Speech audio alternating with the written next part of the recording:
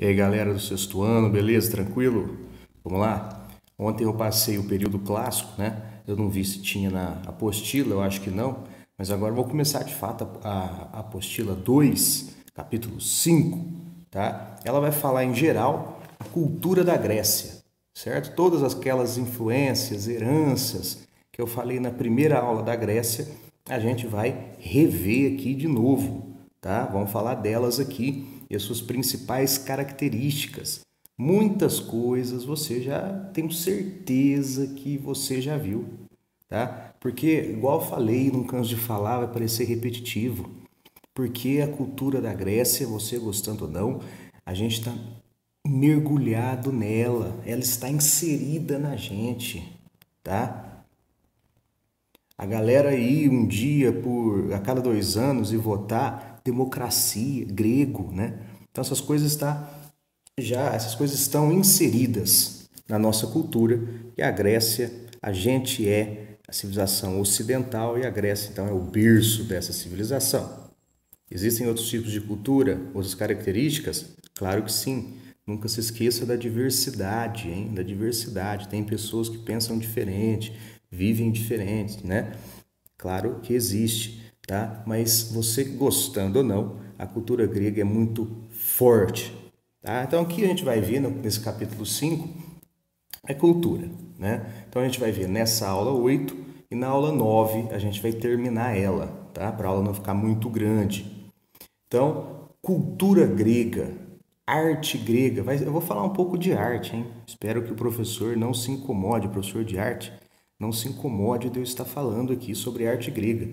E com certeza ele vai falar também, ele vai falar até melhor aí, né? Mas então, vamos apresentar aqui os traços importantes. Que aí quando você tiver novamente a arte grega, você já vai saber um pouquinho e você vai enriquecer o seu conhecimento.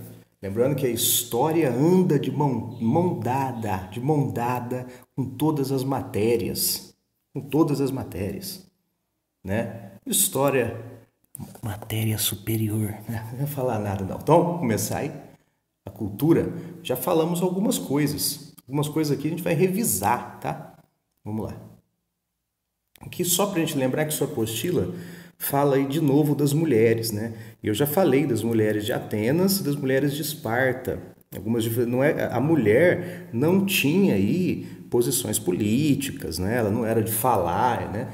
Mas você tem uma participação um pouco maior da mulher espartana, lembrando, comparando com a mulher de Esparta, com a mulher de Atenas, hein? É óbvio que quem tem liberdade, né, a mulher, é a de hoje, né? Mas estou falando daquela época, tá? A mulher espartana tinha um pouco mais de liberdade porque o cara só ia para a guerra, né? O cara só ia para a guerra. Então ela tinha que fazer, sim, algumas outras coisas, tá? E a mulher ateniense, não, ela não tinha função política e ela tinha que ficar em casa, tá? Ela tinha que ficar em casa, cuidar dos filhos, costurar, cuidar do lar, né? Ela tinha um lugar até na casa reservado para a mulher ateniense. Gineceu era reservado para a mulher ateniense, para ela ficar lá costurando, bordando. Ó, eu vou bordar aqui, ó. Bordando, né? Ela saía na rua, ela tinha que sair na rua acompanhada com alguma figura masculina, né? Era assim, gente, era assim, né? Era assim. Então a mulher era privada de algumas coisas, tá? E a gente viu, né? Essa diferença, né? Lembra quem era cidadão em Atenas? O homem, você tinha que ser homem. Então a mulher já, ó, excluída da democracia, né? Então, era assim as mulheres atenienses. Eu tenho uma atividade aí para você sobre as mulheres atenienses. No final da aula, né? Tem sempre aquele tempo, ou que eu peço para vocês fazerem exercícios e tal, mas vai lá, você vai escutar uma música lá do Chico Buarque, chamado Mulheres de Atenas, que ele fez em 76, em 1976. Numa época aí que existia, ele fez essa música, numa época no Brasil que existia uma censura por parte dos governos e tudo, né? Ele fala para as mulheres daquela época, olhar o exemplo das mulheres de Atenas, e ele começa a contar a vida das mulheres de Atenas. Depois você escuta lá, escuta a letra, tá? E tenta entender a letra, que ele vai narrando um pouco a vida dessas mulheres. Aqui eu coloquei um trechinho. Mirem-se no exemplo daquelas mulheres de Atenas. Vivem para os seus maridos orgulho e raça de Atenas. Quando amadas se perfumam, se banham com leite, se arrumam suas melenas. Quando fustigadas não choram, se ajoelham, pedem, imploram mais duras penas, cadenas. Ah, que coisa bonita, não? Você pode gostar ou não, não interessa, mas é bonito, né? Então, olha lá, aquelas mulheres de Atenas, orgulho de Atenas, não é? Quando são amadas, se embelezam, mas quando são tratadas mal, choram, ajoelham, perdem perdão. Depois você tem a continuação da música lá, tá? Eu não coloquei ela inteira, a gente analisar ela inteira, né? A gente tinha que fazer um vídeo só para analisar ela inteira. Mas aí tá falando o quê? Como era a vida, né? Elas esperavam os homens chegar da guerra. Quando elas eram tratadas mal, elas choravam, pediam perdão por ter errado. Como eram submissas, essa questão aí, tá? Melenas, cabelo, melenas, tá? Cadenas presas, acorrentadas, tá? Pois aí, joga lá no YouTube, dá uma escutadinha, escuta uma coisa diferente. Se você não gostar, amém, né? Se você gostar, que legal. Mas, independente disso, nosso trabalho pedagógico na música é essa, né? A gente vê um pouquinho da vida da mulher de Atenas para enriquecer o nosso estudo. Show? Outra coisa, hein, que tem até hoje, as Olimpíadas, criação grega. As Olimpíadas eram festas realizadas de 4 em 4 anos em Olímpia, por isso que é o nome Olimpíada, na polis de Olímpia, né, em homenagem a Zeus, o deus dos deuses, né? Aí você tinha vários dias de competições, vários tipos de competição, luta, corrida a cavalo, corrida de bigas, já escutou? Vai lá, depois joga no Google biga, é uma carroça aberta assim que os caras iam, tá? Corrida de bigas, salto, lançamento de disco, que a gente vai ver depois uma escultura famosíssima, né? Lançamento de disco, né? As Olimpíadas na Grécia Antiga, na Idade Antiga, ela tinha um sentido religioso, era uma cerimônia religiosa, você ia lá, né? Até quando tinha guerra entre as cidades, eles paravam a guerra para fazer as Olimpíadas, tá? Tinha uma função religiosa, eles oravam, jogavam, quem ganhava aí, ganhava aquela coroa de louros, né? Era o símbolo da vitória. Tá bom, depois das Olimpíadas vai tendo uma outra conotação, né? Depois ela parou, lá no Império Romano, ela parou, tem um deus cristão que proibiu. Falou, eu não quero Olimpíada aqui não. Por quê? Porque ele achava que as Olimpíadas eram festas pagãs, não eram festas do cristianismo. Depois das Olimpíadas volta, né? Com outro sentido. Né? Na nossa época, né? A partir de 1896, que eu coloquei aí, fica só de curiosidade, não é mais um sentido religioso, né? E sim aquele sentido de você exaltar o seu país, a sua nação, de você representar a sua nação. O atleta é aquele cara forte que compete, a competição, né? Esse é o sentido. Mas na época da Grécia Antiga, as Olimpíadas eram religiosas, festas religiosas em homenagem a Zeus. Olha que legal, né? A gente tem até hoje aí, até de 4 em 4 anos também, né? Até em 4 em 4 anos. Esse ano, acho que esse ano tinha, hein? Não sei porque eu não sou muito de esporte, né? Deu para ver o meu porte, né? Mas eu não sei, não, se vai ter, né? Olimpíadas, na cidade de Olímpia. Outra coisa, no Ocidente, a base aí do teatro é grego. Sem certeza você já viu também, tenho certeza. Começa nas festas do meu deus preferido, Dionísio, o deus do vinho, o deus da festa, né? Então os caras faziam as dionisíacas. Dionisíacas eram cerimônias em homenagem a Dionísio. Eles iam lá, faziam né, rezavam para Dionísio, tomavam uma, né? Até que um dia lá um cara, eu esqueci o nome, viu? Você vai desculpar esses nomes gregos, eu esqueço. E eu falo aqui, eu gravo num take, tá? Então eles foram lá, o cara falou assim, eu sou, né? Quando ele começa a falar assim, eu sou Dionísio, eu sou alguém, o que ele está fazendo? Você está falando que ele é outra pessoa que não é ele. Eu sou o fulano, o que ele está fazendo? Interpretando. Está interpretando, ele está ator, aí nasce o teatro. E o teatro grego vai ser famoso por 2 gêneros, comédia e a tragédia. Quando você fala, já escutou assim? Você fala assim, nossa, que tragédia, uma tragédia grega. Quer dizer que é lascado mesmo. É uma história onde o cara é lascado, viu? Então, comédia e tragédia, eles iam naqueles teatros de arena, usavam máscaras, mulher não participava na época, né? Usavam máscaras, né? Aquele teatro de arena gigantesco, feito olha lá, nas montanhas, a arquibancada seguia as montanhas. Isso é o teatro de arena, você tem as arquibancadas, a acústica do teatro de arena é fascinante, né? Porque os caras não tinham som, não ficava lá, som, não ficava, né? Os caras iam lá, usavam as máscaras, pá, no gogó ali, a acústica, né? O som passava por toda a arquibancada, nas encostas das montanhas, né? Você tem um palco, lugar do coro, né? Instrumentos, a orquestra, tudo. Coloca também lá no YouTube, isso não é tarefa não, tá? Só para quem gosta, tem curiosidade. Coloca no YouTube lá, teatro grego, arena e tal. Você vai ver gente dos vídeos das pessoas gravando. Por exemplo, o cara fica no palco, a outra pessoa fica na ponta da arquibancada e você escuta a outra pessoa. É uma coisa magnífica, né? Então, o teatro grego, a base do teatro ocidental, outra grande herança da Grécia, né? Que eram aí, que começou nas festas dionisíacas. Eu estou com saudade das festas dionisíacas.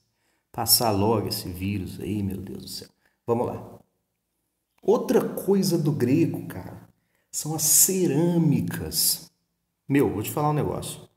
As cerâmicas, você tem estudos da história da arte grega que você tem a história da Grécia só através das cerâmicas. Né? As cerâmicas, claro, ela vai tomando essa definição que você está vendo aí. Elas começam com figuras geométricas, né? E depois os vasos começam a ter caráter narrativo. Eles começam a contar histórias, isso. Contar histórias, lendas de heróis. Eles começam a desenhar aí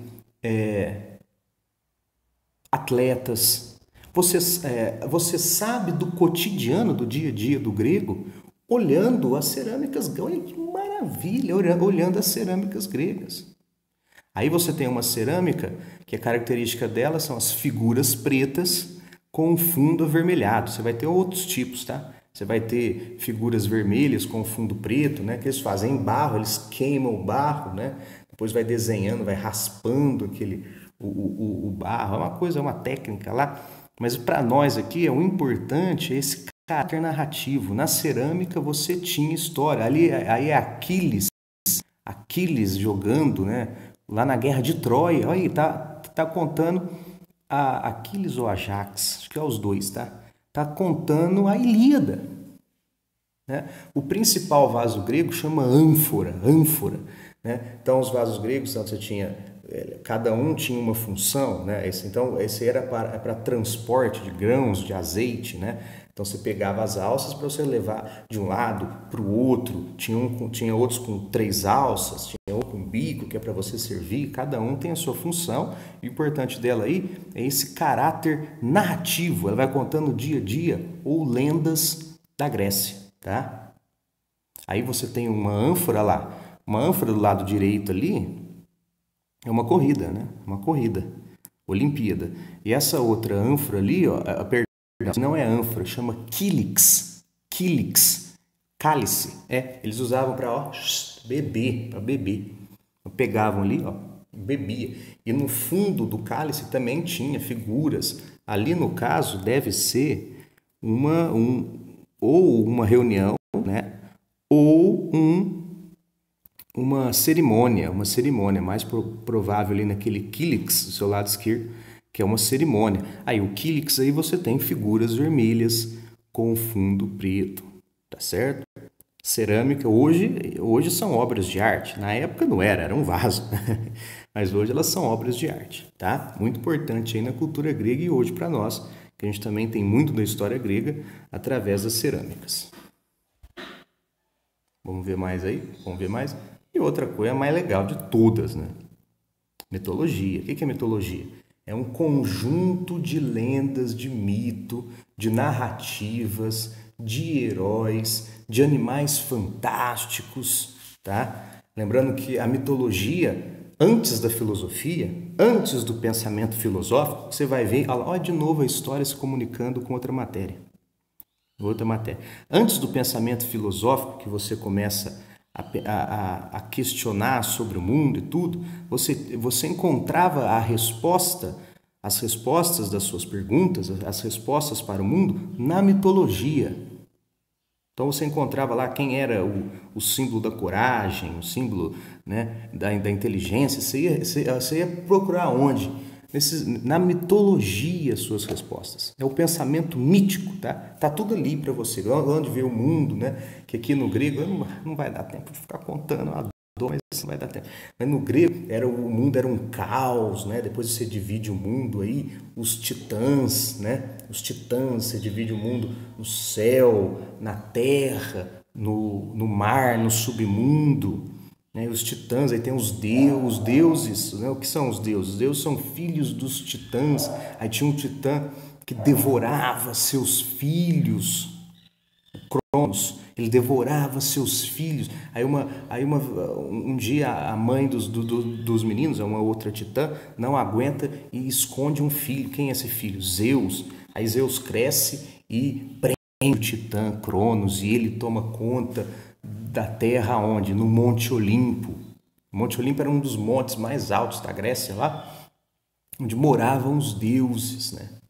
Olha que importante, né? Isso aí é tudo mitologia. Então, meu Deus, como é que surgiu o mundo? Isso aí ia ver na mitologia, né? Os deuses gregos, eles eram igual aos humanos. A única diferença é que os deuses eram imortais. Mas os deuses gregos, né? Eles eram igual aos humanos. Eles tinham defeitos, qualidades, né? Então Deus fazia bobeira, né? Os deuses gregos erravam, né? Os deuses gregos traíam, vingava, né? Tinha ódio, era igual a gente erra, a gente faz bobeira, a gente acerta, a gente tem qualidade. Os deuses gregos tinham o mesmo temperamento que os humanos. A diferença é que os deuses aí para eles eram imortais, né? E você ia nos templos.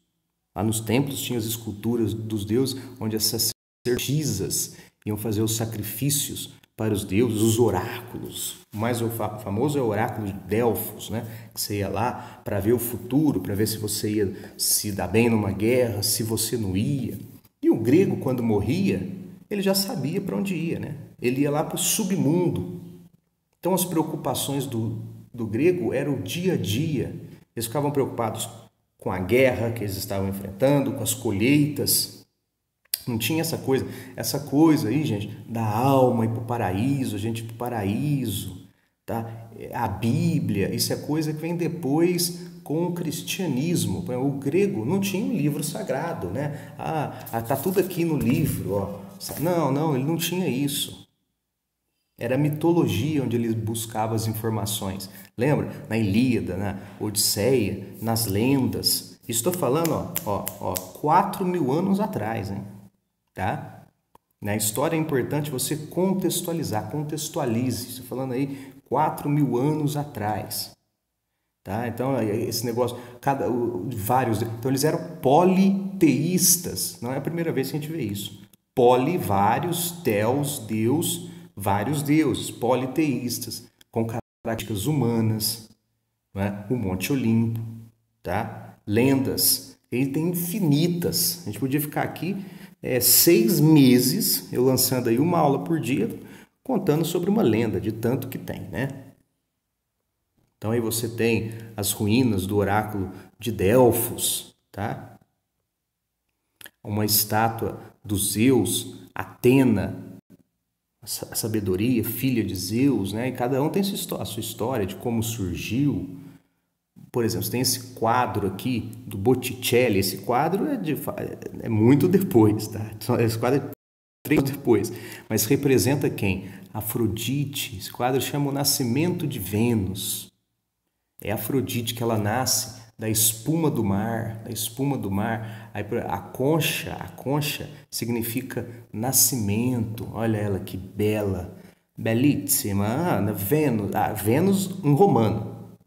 Afrodite em grego, deusa do amor, né? Falamos da Afrodite na Ilíada. É ela que fez a Helena se apaixonar por Paris.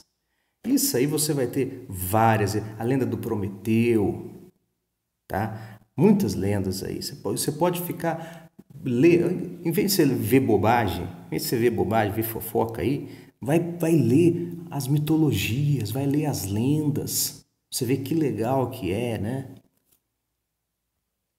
Aqui, por exemplo, ó, você tem uma lenda famosíssima do Ícaro e do Dédalo. Né? O Dédalo foi o engenheiro que fez o labirinto onde ficava o Minotauro. Aí o rei Minos, com medo aí do Dédalo, prende o Dédalo e o filho dele no próprio labirinto que ele fez. Aí para eles fugirem, eles juntam ali, o Dédalo, esse arquiteto, cria umas asas de cera, e eles vão voar, né? Para sair do labirinto, porque dentro do labirinto você não saía. Então eles voavam. Aí o Dédalo fala, né? Olha, não voe muito alto. Voe sempre ali, ó, longe do sol, ali e tal, para o vento, para você voar muito alto. O que o Ícaro fez? Foi voar. É aquela coisa. Foi voar, a asa derreteu, ele, ó, caiu e morreu no mar. Né? Existiu isso? Aconteceu? Não sei, acho que não. Mas o que a gente aprende com isso? É que o jovem não escuta o mais velho. Né? Você tem que escutar as experiências, outras experiências. Você não pode querer ter uma ambição muito grande, não. Né? Quanto mais alto você quer, mais você cai. Vamos pensar direitinho, vamos seguir, né? Então, através da mitologia, o que você traz aí, tá vendo? Você vai trazendo morais, conselhos. Tá vendo para que serve a mitologia? Pela mitologia, para acabar para falar de mitologia, vocês vão ficar aqui o dia inteiro. Pela mitologia, você aprende como pensa a civilização. Percebeu? É isso que serve a mitologia. Eu vou parar por aqui, que já está gigante essa aula. A aula que vem, vamos terminar a cultura grega, tá? Vamos falar de arquitetura e escultura. Arquitetura e escultura e os conceitos, porque tudo isso que eu falei tem um nome. Aí aqueles nomes difíceis para você aprender, não decorar, aprender. Você aprende esses nomes, tá? Você aprende esses nomes, vão entender o significado desses nomes, porque aí você vai aplicar isso em várias matérias. Então, aula que vem, terminamos aí a cultura grega. Tranquilo? Show de bola? Então, galera, muito obrigado. Até mais. Abraço.